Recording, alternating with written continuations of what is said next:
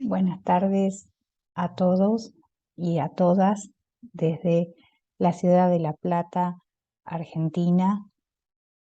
Mi nombre es Silvana Noeli Fernández, pertenezco al Instituto de Investigaciones en Humanidades de la Universidad Nacional de La Plata y me complace mucho saludar a los colegas de la Universidad de Sancti Spíritu, José Martí Pérez, a los organizadores de este seminario de la Cátedra Desiderio Navarro, al licenciado Junier Mena Benavides, y quiero agradecer los enormes esfuerzos que realizan por llevar a cabo este evento. Doy comienzo entonces a la exposición de mi trabajo. Se titula Espacios de papel, redistribuciones de lo sensible y nuevas modulaciones ficcionales en Heart of Darkness de Joseph Conrad, Things Fall Apart de Chinua Achebe y The Rings of Saturn de W. G. Sebald. Este trabajo reúne 3 autores, como ya dijimos, Joseph Conrad, Chinua Achebe y Sebald, a quienes hemos vinculado a partir de la categoría de espacio y la distribución de lo sensible para dar cuenta de las particulares y novedosas modulaciones ficcionales en 3 obras: Heart of Darkness, Things Fall Apart y Los Anillos de Saturno. La primera, El corazón de las tinieblas, de 1899, Todo se desmorona, de 1958, y Los Anillos de Saturno, de 1995. En el marco general del surgimiento del concepto de espacio, las ciencias sociales, de lo que Foucault llama el giro espacial, me propongo reflexionar sobre la singular configuración espacial que cada una de estas obras literarias delinea a partir del entrecruzamiento en el texto ficcional de cuestiones tales como viajes y desplazamientos, imperio y colonización, naturaleza, paisaje, modernidad y destrucción. La noción de espacio a la que suscribimos es la de una herramienta teórico-crítica que se perfila como lugar de disputa de sensibilidades individuales y colectivas,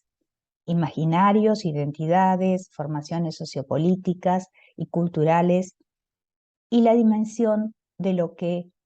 Jacques Rancière llama reparto de lo sensible.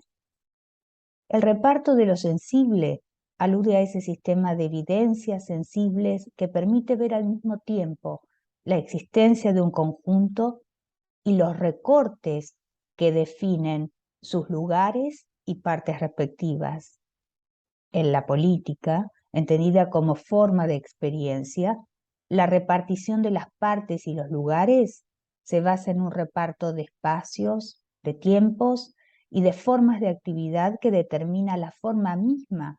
en la que un común se presta a la participación y donde uno y otro son partes de ese reparto.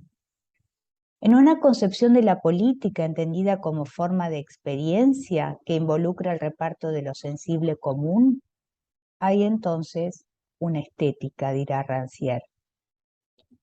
Es a partir de esa primera estética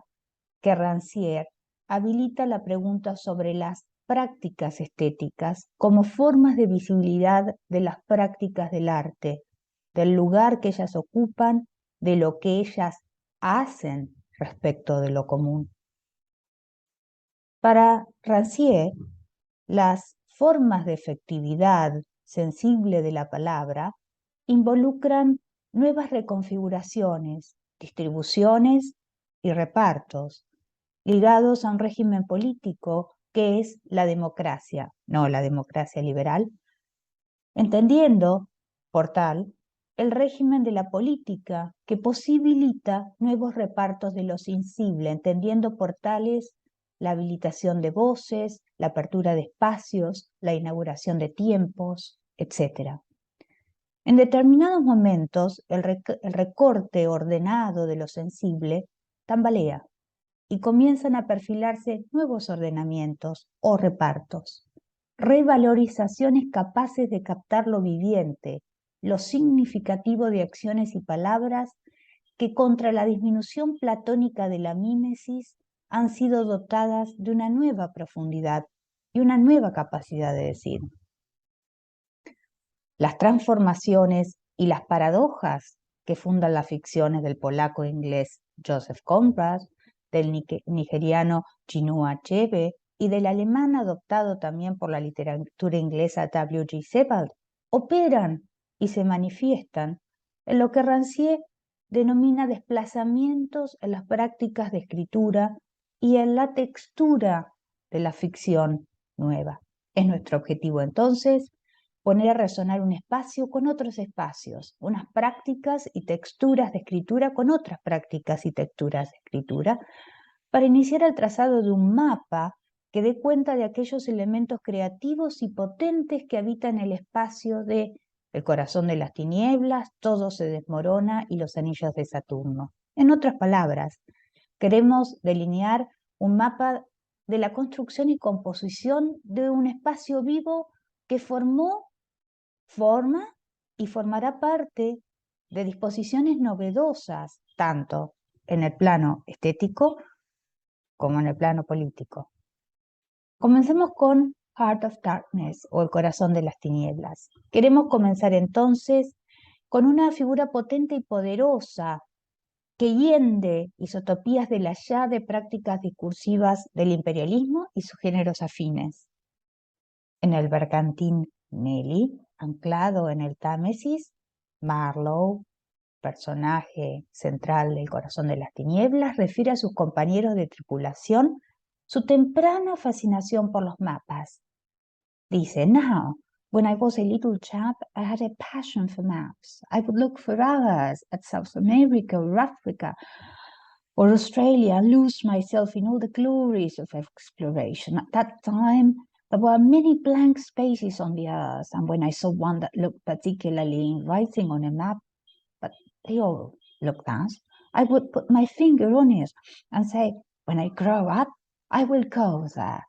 En esta escena del mapa confluyen la fantasía de lo desconocido y los tropos de la ciencia que se alinean ineludiblemente con los tropos geográficos de la exploración y el descubrimiento. Esos lugares que atraen a Marlowe en su infancia incluyen el Polo Norte, lugares cercanos al Ecuador y, por supuesto, el más grande y el más vacío, el continente africano. Al comenzar su narración, ante los oyentes reunidos en el Nelly, Marlowe dice que hay un río en lo que otrora fuera un espacio en blanco, pero que ahora se ha convertido en a place of darkness, un lugar de oscuridad. A la imagen del niño que señala un mapa con blancos y vacíos colmado de la promesa de un espacio de aventuras, y a la imagen del Támesis como fuente de civilización, Conrad interpondrá la imagen del río como serpiente. La serpiente en el mapa que Marlowe ve en el escaparate, luego viene a preanunciar la catástrofe. En el espacio africano los nativos sufrirán los embates sangrientos, voraces e irracionales a manos de europeos que asumirán la violencia característica de la serpiente. Su presencia viene entonces, sostenemos, a poner en tensión esa imagen del río como progreso, al anunciar un espacio laberíntico, donde el lenguaje deja de ser transparente y el impulso científico y cartográfico se tiñe de sangre. La serpiente barra río en el mapa, en el corazón de las tinieblas, primordialmente hace zozobrar las isotopías del allá del mapa en blanco, índice y emblema de la geografía militante. Y también hace zozobrar Las isotopías del mapa radiante con los colores del arco iris, símbolo falaz de la ceguera ante la oscuridad de la rebatiña por África. Al igual que los personajes en las novelas de aventuras y los romances imperiales que cuentan con el mapa como instrumento de orientación, Marlowe también regresará a Europa. No obstante, a diferencia de esos mapas, el mapa en el corazón de las tinieblas dejará de ilustrar la pretendida relación transparente entre el espacio real y el ficcional. Marlowe narra que al entrar en la oficina de la compañía con sede en una ciudad a la que Marlowe califica de White Sepulchre, un sepulcro blanco, ve un gran mapa colgando de una de las paredes. Era un mapa, como ya señalamos, que brillaba con todos los colores del arco iris. Ese mapa particionado que ostenta los colores amarillo, azul, verde, naranja, púrpura y rojo, es el mapa que ilustra cómo los poderes europeos se han repartido ese espacio en blanco que no es tal. En el corazón de las tinieblas, esta presencia enfrentada de mapas, el mapa vacío y lo que Anderson llama mapa logo, nos muestran las líneas de fuga en las isotopías de la literatura de viajes y de la novela de aventuras. Conrad pone en relación el mapa en blanco, A Place of Darkness, y el mapa con los colores del arco iris, y al hacerlo, se apropia de una imagen de África, la imagen de África que circulaba por Europa a fines del siglo XIX, que era la del Dark Continent, el continente oscuro. Al pasarla por el tamiz de su experiencia personal, la experiencia personal que el escritor Conrad tuvo en el Congo en 1890, al pasarla también por el tamiz de los poderes imperiales disputándose territorios ajenos y todo lo que Conrad supo a su regreso, a partir de todo eso, Conrad, escritor, compone un espacio que entra en tensión con ese mapa logo, ese mapa con todos los colores del arco iris que se habían repartido las potencias europeas. El espacio africano que Conrad compone ven así agrietar las isotopías de las ya imperantes y traza líneas de fuga. Esas líneas de fuga que el procedimiento conradiano traza intentan borrar el cliché y pintar la catástrofe, como al reponer el cuerpo en el espacio. Ese cuerpo es el de los nativos, heridos y moribundos, por ejemplo, en The Grove of Death, en la arboleda de la muerte. Y dice Conrad que estaban allí como en algún cuadro de una masacre o de una peste. Por ese imperativo estético que es hacer ver y la actitud escéptica hacia la posibilidad de realizar operaciones de distinción que se da en tándem con la solidaridad respecto de todas las vidas, como señala Rancière, el procedimiento conradiano opera para reponer los cuerpos africanos sufrientes, el cuerpo lacerado de un nativo que había sido acusado, por ejemplo, de causar el incendio de un cobertizo lleno de lienzos, algodón, cuentas y baratijas en general, que era con lo que le pagaban a los africanos. En esa nueva modulación ficcional que opera el procedimiento de este escritor, se compone un espacio en el que los actos de los portadores de la luz y la civilización están en pie de igualdad con los actos supuestamente salvajes de los nativos. El patetismo de ese espacio africano vacío, de hogares abandonados a causa de la presencia aterradora de los hombres blancos, fuertemente armados, es enfatizado por el procedimiento conradiano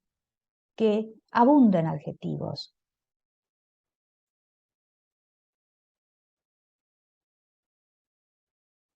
Para dar cuenta de esa experiencia patética y pueril en el que los nativos africanos huyen despavoridos ante la llegada del hombre blanco, Marlowe, quien es el que narra, el narrador, bueno, el narrador en segundo grado, porque hay una persona, el otro narrador, debe recurrir a la intensidad desfamiliarizadora resultante de la confrontación de espacios y actos que se abisman y ponen en tensión. Estas líneas de fuga que deshacen las isotopías bien tramadas del allá del hombre blanco civilizado y el espacio oscuro, incidirá en la narración que Marlowe realiza ante sus 4 oyentes en el espacio de normas consuetudinarias y rituales de la comunidad marina en el bergantín Nelly. Por medio de la imagen de la invasión,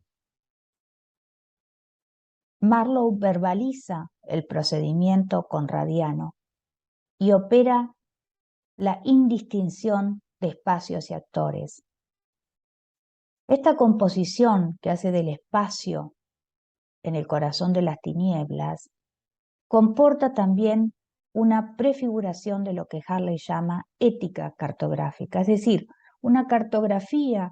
en la que el diseño del mapa está cargado de consecuencias éticas. En este sentido, el mapa lleno de colores brillantes que cautiva a Marlowe al entrar en la compañía y el mapa del escaparate como un río, como serpiente que lo hechiza, evoca también otros mapas. El espacio en el corazón de las tinieblas desborda ese espacio del mapa refulgente de colores en tanto arma política y símbolo que evoca fuertes sentimientos de unidad nacional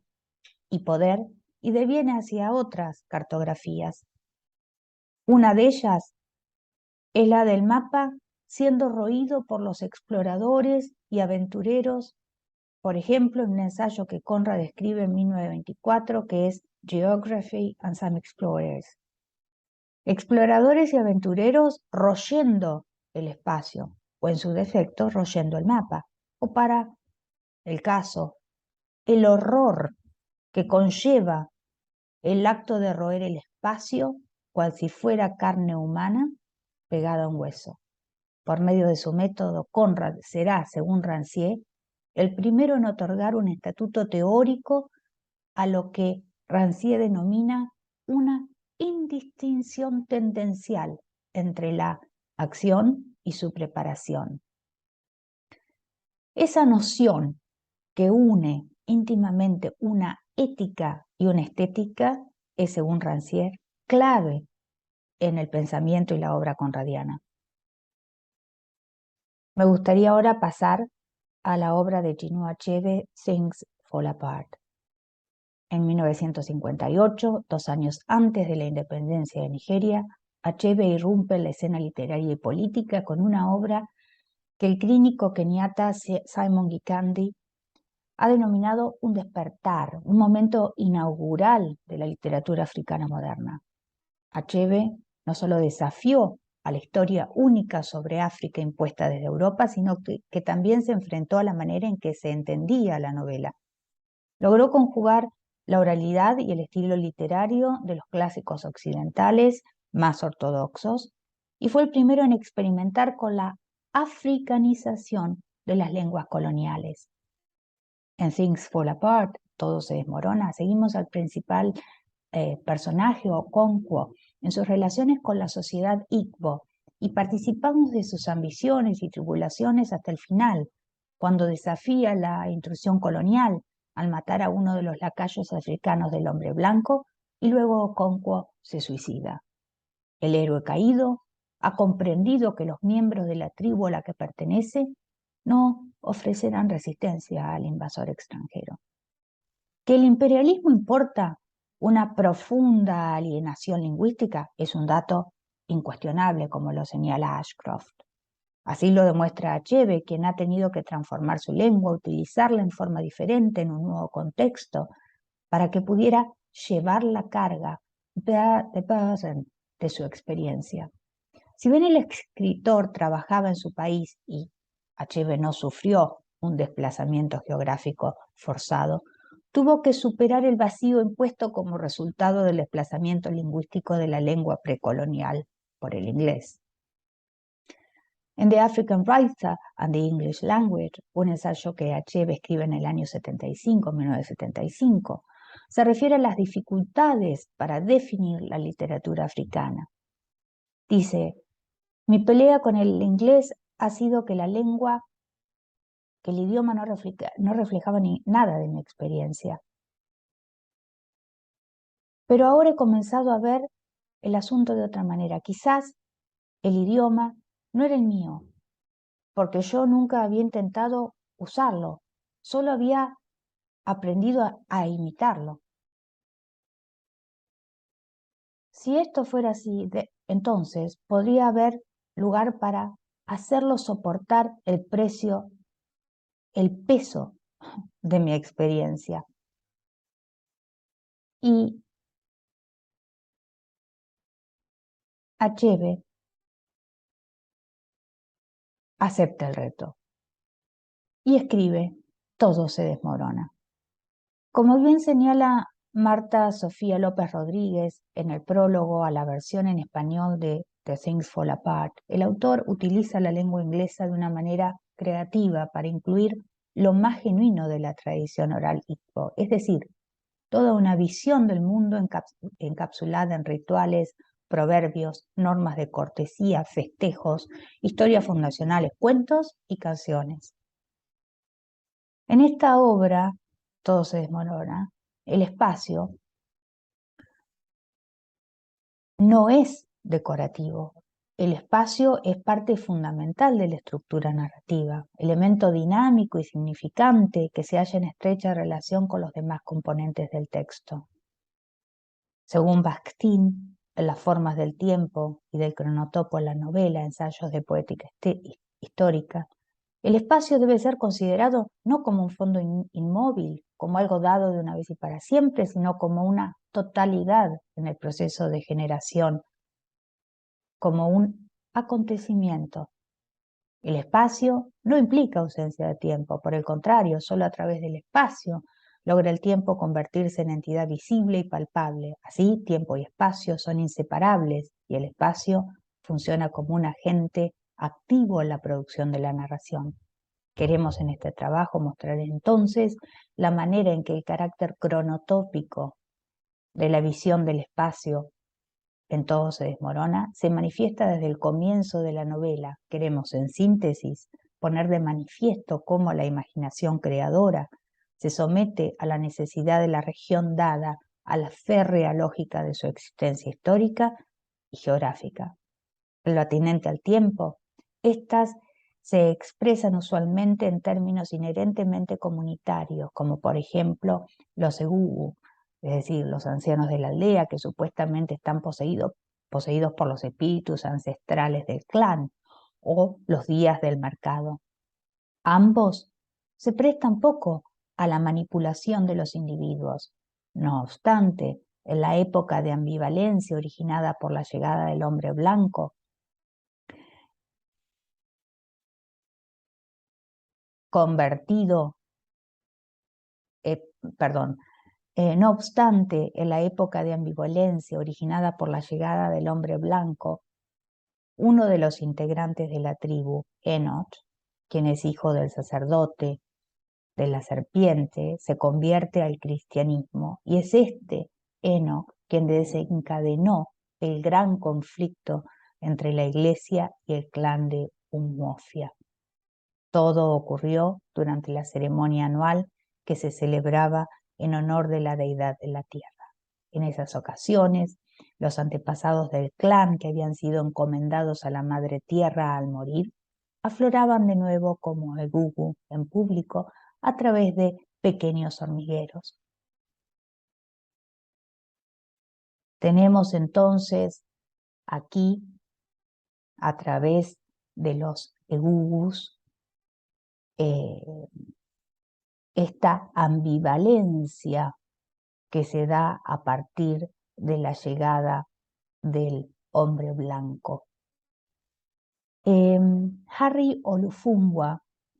observa muy acertadamente que la presencia simultánea de conceptos de tiempo que son a menudo contradictorios resulta en una fluctuación temporal, una ambivalencia que se manifiesta de modos diversos, más ostensiblemente como conflicto cultural, por ejemplo, el que ya señalamos, y la consiguiente dificultad de determinar lo que es adecuado en una sociedad excepcionalmente dinámica. Esta ambivalencia espacial y temporal con la que Achebe caracteriza a la villa de Umuofia y las comunidades cercanas durante los años en los que arribaron los blancos y se establecieron allí, blancos, colonizadores británicos y misioneros cristianos, se vuelve palmaria, por ejemplo, en el desacuerdo entre Okonkwo y su amigo Obierica. Ambos discrepan sobre la necesidad de obedecer al oráculo cuando éste ordenó la muerte de Ikemefuna, un niño que era originario de un clan llamado Mabaino y que había residido con Okonkwo y a quien éste había llegado a querer como un hijo. Se da esta discrepancia, esta diferencia de opiniones entre ambos, entre Okonkwo y Obierica, y es Obierica quien, en pleno y cabal discernimiento del estado de cosas en la villa, explica a Okonkwo la manera en que los blancos y su tribunal resolvieron un litigio por la tierra, desconociendo en esa decisión tomada por ese tribunal los derechos y los modos ancestrales.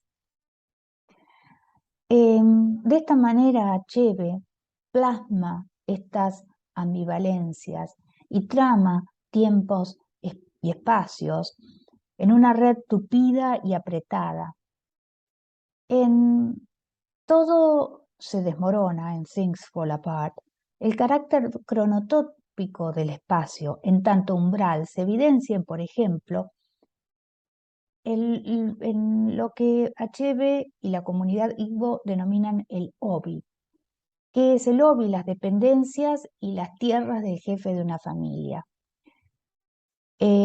También ese carácter cronotópico del espacio se manifiesta en el hilo, el campo de la aldea, donde la gente se reúne para celebrar competiciones deportivas, debates, y también en el mercado y también en el bosque maligno. El Obi es el lugar donde los efectos catastróficos de la intrusión colonial se manifiestan de modo palmario. Como un intruso insolente, el colonizador anula al jefe de la familia y jefe también del Obi cuando suplanta sus valores por normas foráneas. Hilo, es decir, el campo de la aldea,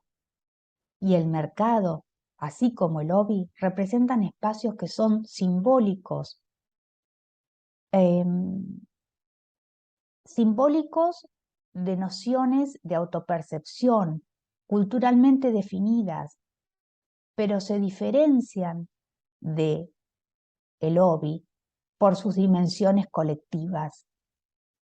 Al respecto, Elizabeth Isichei, a quien cita Harry Olufungwa, precisa que el mercado, el tradicional mercado Igbo, es una institución en la que coincidan las dimensiones de espacio y tiempo, y con esta afirmación pone de relieve su estatus de umbral que delimita los lindes de categorías temporales y espaciales nativas. El destino de Okonkwo, ese héroe caído, se traza entre los polos representados por el hilo, es decir, el campo de la aldea, y por el mercado. Acerca de esta interrelación entre el destino del héroe y el espacio, Olufungwa observa que en lo que respecta al bosque maligno, la continuidad de su existencia garantiza la integridad de las creencias que la legitiman. En tanto, la ocupación que llevan a cabo los misioneros cristianos le asesta un golpe letal al socavar los fundamentos de dicha creencia. El extranjero y el invasor ha cortado las cosas que nos mantenían unidos y nos hemos desmoronado, dice Obierica en algún momento en la novela. Y mientras tanto, aquellos que han sobrevivido a los embates, atropellos y crueldades del blanco, no han encontrado todavía, lo voy a decir en inglés porque representa la imagen gráficamente, even now they have not found the mouth with which to tell of their suffering. El uso y apropiación del inglés se vuelve patente en esta torsión que Achebe introduce en la lengua prestada que es el inglés para que soporte el peso de su experiencia. Cuando dice, they have not found the mouth with which to tell of their suffering. Quizás sea Achebe quien haya found the mouth para contar, porque ese es el uso idiomático, ¿cómo traducir eso? Encontrar la boca para encontrar las palabras, encontrar la voz, para contar el sufrimiento y las vicisitudes de un pueblo africano en los primeros años de la colonización. Suya es la boca y las palabras, en un inglés apropiado, suya la de Achebe, que ponen a resonar espacios con espacios, tiempos y tiempos, el suyo propio y el del comisario del distrito y su aporte al final de la novela a los valores de la civilización occidental y cristiana con su libro The Pacification of the Primitive Tribes of the Lower Niger. Pasemos ahora a Los Anillos de Saturno, la novela escrita por Sebald. En Los Anillos de Saturno, novela que es mezcla de libro de viajes, memoria y ficción, nos encontramos con un viaje ficcional que elucida el imaginario imperial y colonial desde la perspectiva desde las ruinas que la modernidad ha originado. Sebald viaja hacia el corazón mismo del imaginario imperial de Occidente, la costa de Gran Bretaña, más precisamente el condado de Suffolk, al este de Inglaterra, para elaborar una topografía entera de encuentro y de combates entre historia natural e historia humana, como señala Rancière. Acerca de la naturaleza de ese desplazamiento del narrador, Rancière observa que en toda su extensión ese viaje al país de las construcciones devoradas por la campaña o el mar es también una arqueología de las empresas guerreras. En esos 10 episodios que constituyen el viaje del profesor por la costa inglesa, a partir de cada punto de la costa, de cada encuentro o lectura real o imaginaria, el círculo parece agrandarse y da de resultas una composición que es, como señala Rancière, un reportaje poético sobre un territorio y sobre la historia que en él se encuentra condensada. En esa composición en la que el tiempo de la ficción ya no está estructurado por el encadenamiento de las causas y los efectos, en la que la narración multiplica las digresiones y se congela en la precisión fascinada de los detalles sin significación o se disipa en una fantasía que atraviesa sin reglas los espacios y los tiempos, encuentran también su lugar el polaco-inglés Joseph Conrad y el irlandés Roger Casement. En esa topografía de la ficción,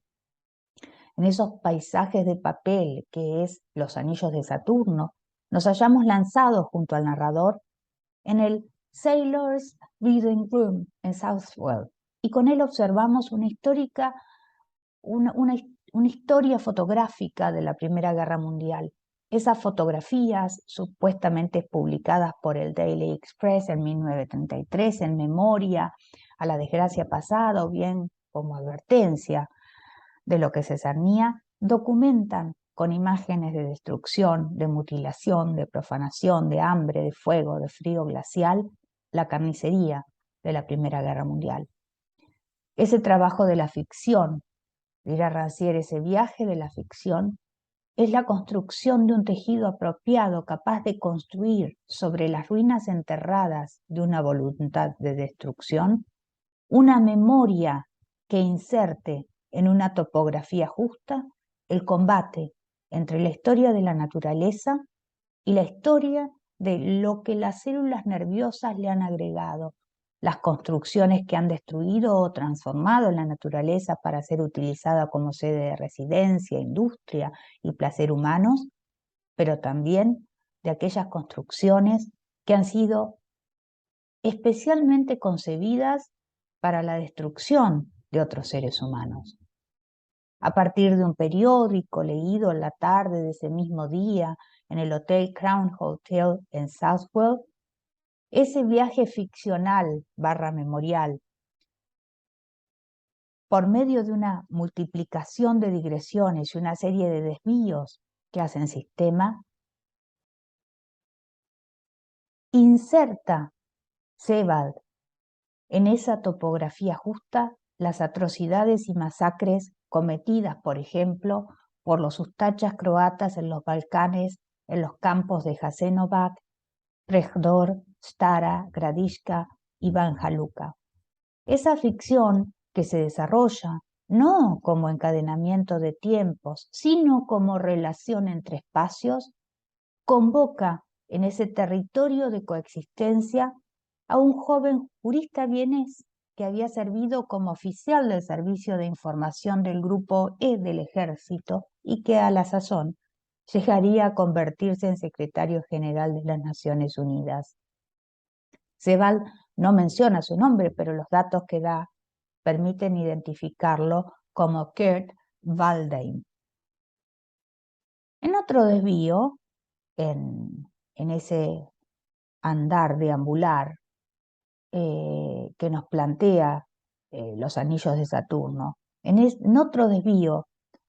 que sigue urdiendo una ficción capaz de enlazar territorios de coexistencia, una ficción que revela en la ligazón horizontal de un lugar y de un tiempo a otro lugar y otro tiempo, una ficción que es capaz de relacionar el testimonio documental sobre lo que ese lugar presenta con una multitud de formas de escritura. El narrador introduce a Roger Casement, introduce a Conrad, Polonia, el Congo, la Compañía del Amazonas, Irlanda, la causa nacionalista, la traición y las acusaciones de homosexualidad. Es esta lo que tenemos en los anillos de Saturno, otra cartografía del tiempo. Y esta otra cartografía del espacio que en modulaciones diversas e igualitarias contradice la obra de dominación y explotación que corporizaba, por ejemplo, el mapa en blanco admirado por el niño Konrad Korzeniowski y por Marlowe en Heart of Darkness. Ese trabajo que busca otra cartografía del tiempo distinta de la sucesión gobernada por el encadenamiento de causas y efectos, y otra cartografía del espacio que teje un territorio de coexistencia, involucra una movilización particular del saber y, como apunta Jacques Rancière, otro uso del saber que no produce solo un nuevo tipo de ficción, sino otro tipo de sentido común, un sentido común que relaciona sin subordinar ni destruir. Las conclusiones, porque nos corre el tiempo.